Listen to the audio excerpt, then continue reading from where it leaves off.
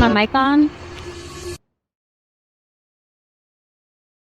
I'm Pinky. Today I have a beautiful special guest, Nieman Johnson, my dog, Mr. Executive Producer, and Mr. Manager making waves in behind the scenes for the music industry. Well, in any industry, right? You got two industries. Yeah. You got music and sports. And sports. Yeah. Yeah. I just want to dive into your story because I feel like your story is just very inspirational. I always tell you Nieman, I look up to you. Yeah. You feel me? Again, being somebody that's from the Bronx and just having certain experiences with you and the people that you encounter is just very inspirational, you know? Mm-hmm. And we're sanctioned in, you're my dog now. Yeah, so I'm definitely. you know, I started this series called The Culture Plug. It's more of a experimental interview, me pulling up on you, coming into your safe space. So I appreciate you welcoming me in your home. Of course. And yeah, we're gonna talk about Mr. Nieman Johnson. Yeah, okay. Yeah. So I did a little research on you. Okay. But the internet sometimes is not true. You feel me? Yeah. So we're just gonna take it back from I'm just gonna take it back and tell you what I viewed on online, but autocorrect if it's not real. Let's start off here. You started in real estate. Yes. Okay. Yes. Let's see. I want to know how you transitioned from real estate and then into management. Yeah. And then managing Eric Bellinger. Yeah. So let's start there. Yeah. So me and my dad, I grew up in Compton. Mm-hmm. And I say that because my dad didn't want me to go to school in Compton. Makes sense. So then he put me in school in Norwalk. This is a random city. Okay, here in Los Angeles? California. Oh, in California, okay. And so happens that Eric was going to the same school. And it was 7th grade when my dad was like, okay, that's enough of Compton schooling. Okay. So Eric was going to school in Norwalk as well. And in Norwalk is predominantly Latino. Okay. So, we were black and we were like, oh, it's another black kid. Yeah. I was like, all right, what are you about? You know what I mean? So we kind of had common interests at the time. I was thought I could sing too. Okay. I didn't know that about you. Yeah. All right. So I was really into R&B already. He was too, and I like football. We watching football now, and he liked football. We had a lot of common interests. It was a lot of common interests. So. And this was in 7th grade. This is 7th grade. Wow. Yeah. So I met Eric then, and I just say that because when I started doing real estate, I did pretty well, and it was unexpected. It wasn't when I was graduating high school and it was senior year and it was most common to succeed. I wasn't thought about. Yeah. I wasn't well put together in high school. So you thought? Well, so I thought. Right. Yeah. So then, shortly after high school, I don't know what happened. I had a lot of motivating factors though. I was my parents kicked me out, and I don't know, I was homeless, and I did the whole. Yeah, they wasn't. Yeah, it was good though. It was good that they forced my hand, but I mean, shorten. I did well in real estate, and then Eric was trying to do music, and he was like, "Well, you think you could do what you did for you in real estate, for me in music?" And I was like, I mean, yeah, you my dog, I do whatever I can, So he was in these singing groups, and he had been in them for a long time. He did one right out of high school, and then he did that one for 4 years, and then he got another one. And then he did that one for 4 years. Okay. And I was like, man, I just think that they're holding you back. I love them though. Some of them were my good friends, but I was like, I think you're a solo guy. And if you were willing to go solo, I would do it for you. I would manage you, but I don't want to do the group. With everybody. Yeah. So one day he was like, hey man, I'm ready. Yeah. And that was the only reason. I never had any, junior high, it was singing, but I never really was thinking I was gonna be professional or I wanted to be famous. And even during my real estate career, like I used to kind of laugh at music people and entertainment people because I thought like that they were like kind of fake and genuine. And especially out here in in California. Very superficial out here. Yeah, so I used to kind of laugh at them, you know, like, and I was like making like similar money, but I didn't have no deal or nothing, so I used to like brag about that. So you know, when Eric kind of was like, hey, let's do it, like, I didn't know how involved I was gonna be, like, in music. I didn't know I was gonna be considered, like, in the music business. I thought I was just gonna be helping him. But, like, shortly after, like, we started, I kind of, like, fell in love with music. Like, and I don't know if it was music or if it was just, like, creating something new. Because I had created me already, and it was like a new project. Like, oh, I'm helping somebody else, and it's like it's new, and every accomplishment was like, oh, this is exciting, like it's new, you know. But that was kind of like how I started into music. Was just like Eric just really wanting this being his dream, and then me just being like, yeah, you're my best friend. Like I want you to accomplish all of your goals. And still growing. And then, I mean, you've become super successful with everything else. But when you started with Eric, what was your mindset as far as like, okay, I know how to do real estate. I know, because in real estate, it's all about sales, right? It's all about sales and talking to people. How did you use those skills in order to manage Eric in this type of business, which is like the hardcore music business? Was it like a formula you created for yourself or for you guys? Like, did you come up with any plans? Like, what made Nieman like that mother effing manager? I think it was the prep before even the real estate. Like, so there was like this prep that I did where it was like reading a lot of books. I was like applying a lot of the info from the books, and I was like just kind of like really like applying what I learned from like different mentors or different people that I just respected, that I would like pick their brains. And like I was just kind of like really hungry early, and so with that I was kind of like experimenting a lot. So I kind of like experimented with like, you know, like what do successful people do? What time do they wake up? What do they eat? What are they reading? Like what are they like, you know? And from that, those little curious thoughts, I like was able to like formulate my own principle and my own moral compass. And I took myself on as like a project and like a puzzle on like what works and what doesn't work, and you know, like what do people react to and what don't they react to, and what do people like, and what do like successful people have in common, and what, you know. And what I saw is that the work, people see the work. Like if you're like really about whatever it is that you're about, people see it. Club songs were just popular in like 2011, 12, 13. That's kind of like when I started with Eric.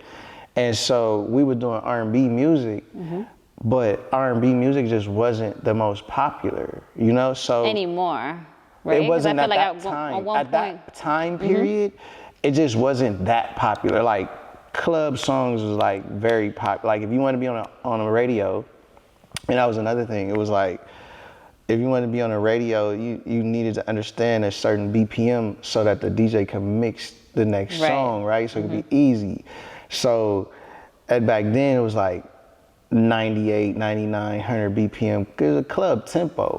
And common denominator was like a mustard beat, more so like a West Coast beat. So at that time, like Ty Dolla $ign had broke, Tinashe, Tuon, Kid Ink, like that. It was like this same kind of beats that were like really popular. Sage the Gemini, Tyga, like those. You know, we had like a little run. And you know, so we was in Cali, and we had a lot of plugs. Like I had a lot of plugs, and you know, so it was kind of like I kind of understood how to build something because I had like built myself. So I understood like, okay, well, Eric, nobody knows yet, but he can write songs very quickly. And he's like got a God-given ability to like go in the booth, make a melody, and then come out and put the words in. Like I understood that. So I was like, well, the guys, you know, the producers and the writers and those people, like, they'll probably accept us sooner than like the public.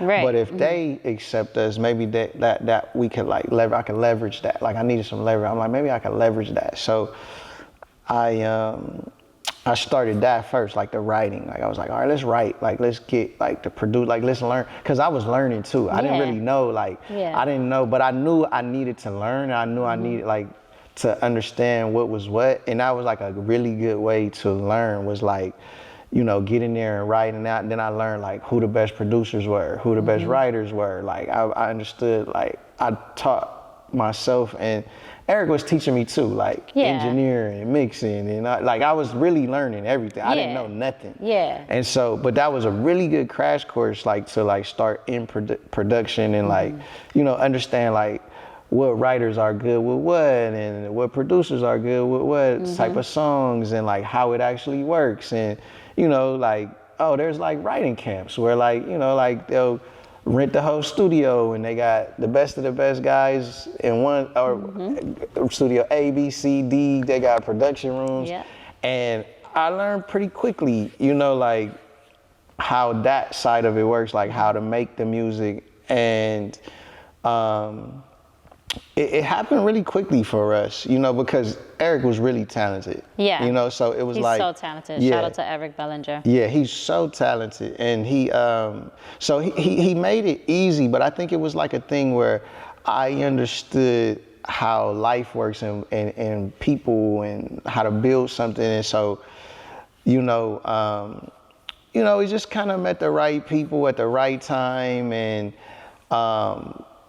you know, I think we're really good people, and I think people wanted to see us win, and also we were like really talented. So fairly quickly, like we met this guy named Harmony. He's a producer, and he was working in R&B. He was from London, and he had this artist that he was working with named Chipmunk.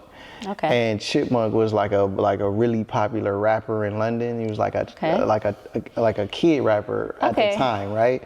And he was really popular in London, and so he was gonna do this song with Chris Brown, and we did the song with Chris Brown. We wrote the hook, and you know, Chris was like, who is that? Like, who wrote that hook? You know? And then Harmony Harmony was going to do a session with him, and he brought us, you know, and then we did like 3 songs with Chris that night. It was late night. I have to ask. I have to cut you off. Was that your like first encounter with Chris? Yeah, that was like how was that experience? No, it was dope. It was dope. It was dope because we was also like flying from London. Like we like Harmony was like, hey, like where y'all at? We was like, oh, we in London. Well, we about to land. You know, and he was like, oh, I pull up to the studio, and it was like, you know, it was it was everything that you would think. Like it was the excitement. It was like, oh man, we finna get in there and do it. You know, we finna do it up. Like, you know, and we was in the zone too at that time. Like we was really we was in the zone. And Chris was like, you know, like we had our own, like we didn't have our mind made up. Like we kind of was just open with like, you know, we just gonna go into it open. And Chris was cool. Man, he like, you know, all my encounters with Chris been super cool. Like he's just a kid that loved music, loved to dance. You know, like we got in there and he, like for the session start, like he played like 1 million songs from that he did. I'm sure he got so many songs on the board. He danced to every single one of them, you know what I mean? And that kind of like break the ice a little bit, like for anybody, because they're like, oh, okay, like he cool, like he just love music, you know? And then, you know, so we got a feel for like what he was into at the time and what he wanted. And then everybody was just ready, you know, because like Harmony wasn't, he was kind of just starting to, Yeah. you know, he wasn't like really the harmony that he is now, and like Eric wasn't that, so everybody was just trying to like get on. And so I don't know, it was like magic, like everybody just was bringing their A game. And then the 3 songs we did, like we only did 3 songs, and I think he used all of them. Oh, wow. Yeah, we'll go in there, I'll show you the plaque to him. Yeah, We got Chris Breezy, we got Justin Bieber, Usher. Yeah. It's like you had all the heavy hitters. Like, yeah, we had a cool little R&B run. Like that, you know what's Selena interesting about the Gomez, plaques? like what? There came a time where like, there's like 80 plaques that I could order, but I just don't want to pay 80 grand. Yeah, nah. Like, Listen, they can look it up online yeah, and they be know like, yo, who it's you all did good. the, yeah. Like, cause I mean, that there becomes a time where it's like, for us, where it was just like, all right, I started buying them, and then it was like, all right, I got enough. Yeah. Like, I'm cool. I think you have enough. This is a beautiful you wall. got off with. Shout out to Breezy, Bieber, Selena Gomez. Yeah, I'm good. First placements with Chris Brown. Come on. After that, it's like, Yeah, it was like, I could go into any room now. Yeah, it was up. It was up, cause like, you know, like it was kind of like, who is this Eric? Like, who is this? You know, and so like Mark Pitts, you know, and it was cool like that he had me, and I was like very business and very like on it, cause it was like the execs were like very, they you could tell like execs have this like duality to them where like they don't wanna be super creative, right? You know what I mean? But like they have to talk to creatives to kind of explain. Right. But they're also like A&Rs basically like they also have like this business side to them where they kind of gotta like be very business on like how much the beat costs and like timing and right. So I think it was a breath of fresh air that Eric had me to where like, you know, they're like, hey, so what's up? Like, what are you on? Like, can he come to the Usher? Like, you know, you want to work with Usher and like when? Like, you know, and it was very on point. Like, all right, we got these dates, da-da-da. You know, I wasn't timid because I like came, like I came in kind of like already me. Like I was already like I did well for myself. So, you know, I'm like, sure. I wasn't like afraid of them. I was like, so, so Mark Pitts, you know, and he took a liking to me and Eric, and he was like, hey, y'all wanna do something with Usher? I work with Usher too. I'm like, yeah. So we flew to Atlanta, and then we did some songs with Usher, and then like we did like a single. Usher had a single. It was called "Let Me See," and it was with Rick Ross, and then that was that, and then Usher was like, hey, I want to work with Justin Bieber. Like that's like my, you know what I mean? It was like it was just like back to back. It was like back to back. Like so then he was like, hey, I want to work with Biebs. We was like, yeah, like so. It was like, all right, well he going in with Diplo for like 7 days. We was like, all right, we'll do every day. Yeah, you know what I mean? Like, yeah, let's do it. And as far as just like what you have working on now, because aside from working with Eric, you've also executive produced some music of your own. Yeah. Yeah, so let's talk a little bit more about that, because last year you was like on a roll, like dropping songs. You got signed to a label. You was giving us gems online on how to do it as an independent artist. Yeah. So yeah, let's just tap on that real I think it was just like with my daughter.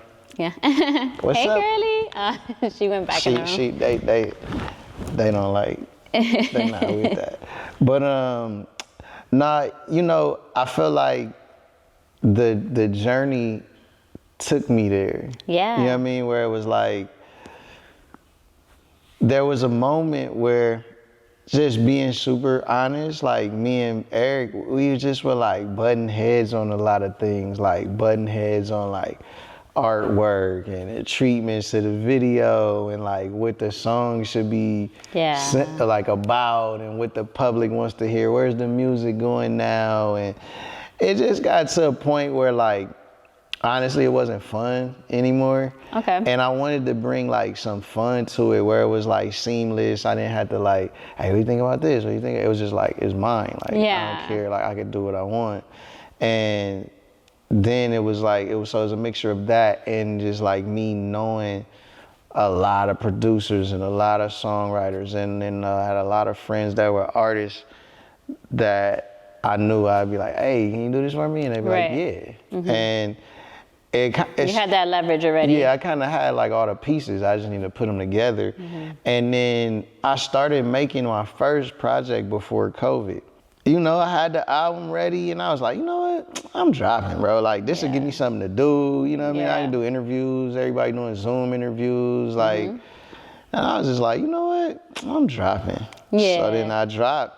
And like, it did everything I needed to do. As far, and I'm not even talking about like, numbers wise, but just like, you know, like I was doing interviews, we was talking about, I was promoting the music, everybody was inside. And, you know, then it just became like a thing, you know? And then like one of the songs kind of like took off, you know, it was this song with Blast and Eric, and it was called Alone. It was like a Bobby Valentino, the Slow Down. It was like that sample. And you know, it just was like, people was like, yo, like, that's crazy. Like, you're, like, this is your song and it's like going crazy. And I was like, yeah, I mean, I guess.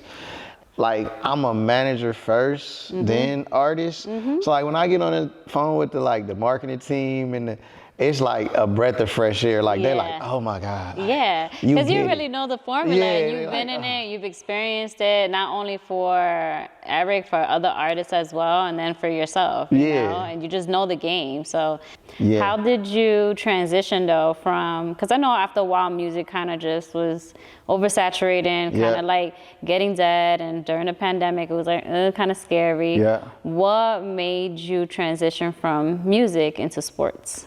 Yeah, it wasn't like a on purpose thing, you know what I mean? It was more so like Victor Oladipo was like a genuine friend. Like we had just grown this crazy friendship. Shout out to Vio. Yeah, that man is like incredible human. So, you know, me and Vio met in like 2017. He wanted to do a song with Eric, and because he's also an artist too. Yeah, he does he's an music. artist as well. Yeah, he sings, and very talented. You know, in the singing, his great voice, and I just went to the studio that day. You know, because at this point, like when I met Vio, I didn't really need to go to the studio no more. I was like who I was. I didn't need to show it. Like I could just do it on the back end of business and stuff. But for some reason, I went that day. You know what I mean? I was like, I'm gonna pull up on him, and. Man, like I just took a liking to him. He was very much like Eric. Like he was like similar personalities, like similar, like a lot of similarities, you know? And I was like, dang, that's crazy. Like, you know, me and Eric get along really, really well, obviously. And, you know, so, and Vic just like took a liking to me as well. And we just like, you know, I think it was just like a breath of fresh air for both of us, that it was just like two people that were like genuine, that didn't really need nothing from each other or want nothing, just like genuine friendship, you know? We just like start kicking it a lot. And it was like, it was just a breath of fresh air for, I believe, the both of us. And then, you know, we just kicking it a lot, just hanging out. And I think like after the first injury, you know, we started noticing like, okay, like, cause when things are going incredible, like you making $20 million a year, like it's kind of like, you know, it's like, oh, nothing's wrong. Like I'm making $20 million a year, like it's all good, everything's good. And then once you start poking holes in it, you know, and the injuries come, and then it's like, oh, hold on. You know, we start seeing little holes. I started seeing the holes, but I didn't really say nothing. It wasn't like really my place. And then after the second injury, it was kind of like, whoa, hold on. Like now, my friendship is in question if I don't say something. Okay. You know what I'm saying? Yeah, that's like, what I was gonna ask. Like, was it like you being his friend first? Like, hey, like. Yeah, like me being his friend and being in management was like, whoa, hold on. Like, that's like me being a mechanic and I see your car's like ticking and I know it's wrong, I just don't say nothing. It's like, all right, hold on, like, okay, this ain't supposed to go like this. Like, certain shit that I've been seeing, like, I don't supposed to go like this. So, you know, then that's kind of like we just had a convo, like, hey, you know, and the convo wasn't even like, hey, I need to do it. It was just kind of like, I'm just making you aware that these certain things have been happening and they're not supposed to be. Got it. And it just became like this thing where like, I think VO was like, well, I don't know who I trust like that to do it, you know? And I didn't know that that's what his thought was. And then I kind of started understanding like, okay, oh, you don't have anybody in mind. Right. You know what I mean? Like you just kind of, so then I was like, hey, you want me to do it? And he was like, what? Yes. Like, Yeah. I was hoping you was gonna say that. You know what I mean? I'm like, and that's funny. I was gonna ask too. Like, did he not want to ask you? Like, no, was he I think he didn't. Like, I think he's like such a nice human that he was like, you know, like I don't want to feel like I'm taking more of your time and taking time from Eric and like your family. Like he thinks all those things. So he was like, hey, you know, and I was like, nah, like I don't think anybody would, you know, be opposed. Right. So yeah, then we just kind of like started, and the same thing. Like, and by then, like I had been watching basketball. Like, you know, obviously I was watching all of his games, and obviously like I didn't know, you know, all of the ins and outs. But I think like Victor kind of understood. Like, no, he's a different human. Like he'll learn pretty quickly. Like we don't need to like baby him through it. I trust him. Like let's do it.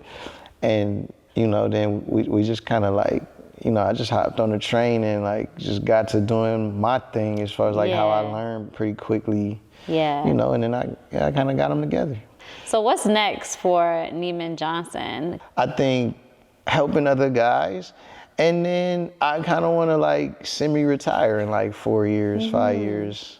Yeah. I just like this whole conversation that we had. It's just so beautiful because it just goes back to just like your spirituality and how you learn and you gain things, but then now you're at the point where it's like, all right, I'm ready to give back. I'm ready to help and give back, and that's just like, that's just God's work, man. Like you know, like that's just a beautiful thing to see. Yeah. What do you feel about culture now, and like how do you feel like you'll be pushing it forward?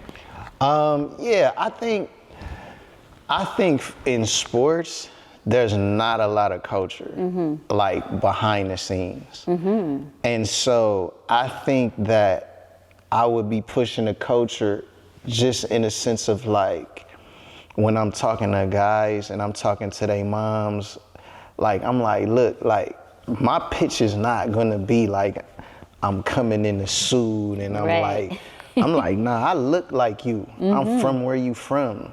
I dress like you. I know what it's like to walk around the street and be like you. Right. Like, you know what I mean? Like I'm from, you know, where you from. Like I know, you know, like them white boys, they don't know where you from. They don't know what it's like to be like you. They don't know the culture. They don't know how to dress like you. Even when they put our clothes on, they don't even look right. You know what I'm saying? Like so to me it's like I'm pushing culture because I'm culture in a place that where there's no culture. I'm bringing the culture to it, to where now it's not like we so timid about, you know what I mean, like being us in the interviews. And you know, it's not like you got an agent or a manager that's like, he don't know why you saying that, or he don't even know what you saying. He don't even know what the word is that you saying. What he asking, what was that? What do that mean? You know what I mean? Like it's like, how we gonna push culture and you, my guy, you don't even know what you don't even, you know what I mean? Like, I felt like we could help Ja. You know what I'm saying? Like, cause we understand them. Like, we know what you're going through. We know, you know what I mean? And I know how to talk to your homies. Yeah. You feel me? Hey, let me get this up. Like, but I can't be, you know what I'm saying? I can't be on the camera doing, you know what I mean? I could get off the culture, but I can't do it. I can't go that crazy. Yeah. You know what I'm saying? Yeah. Like, and I would know how to talk to him. Like, hey, I mean, like, let my nigga go make his billion. Like, you know what I'm saying? Like, he different. Like, you can't just be filming him. Like, nigga, that's private. We can do it. Yeah. You know what I'm saying? Like, and nigga be real like that. Like, you know, like, we could do it just in private, not on camera. Nigga, we don't gotta go live. Yeah. Like, you know what I mean? But like, I just don't feel like he got people that's like in it that understand him. So they like, oh, Ja tripping. Like, no. Ja being him. We just gotta protect him. Yeah. You know what I'm saying? Like, so that's what I feel like I'm gonna bring the culture to a place that's not cultured. Yeah, that's very got well said. Culture, like it's us. We the main, you know what I mean? The minority is them. It's true. It's true. It's majority us, but then we can't be us. We gotta. We gotta try to keep it cute, hide who we are. Yeah. Be super professional. Yes, of course you could be professional, but still be but yourself. you could still be you. Yeah. You still be cool. You still at our, you know what I mean? Yeah. Man, Nieman, you're the top dog. I love you so much. I love you so much. Thank you for like welcoming me in your home. Just thank you for being you. And I just pray that anybody that does see this episode really gain the knowledge and just, tackle on all the gems that you said today. Yeah. And again, I like that answer about pushing culture forward and how you're just gonna do you. Yeah. And shit, just do you for real, and just do it for real. Like I've been really big on that lately. Like, yo, just do it. Whatever it is that you want to do in life, just do it. This trial and error every day. And just fucking do it. Like, don't be like lax or thinking about what else everybody else got going on. Like, just do you and be very intentional with what you got going on and have a plan and study. Study your shit. So I appreciate you. Thank you again.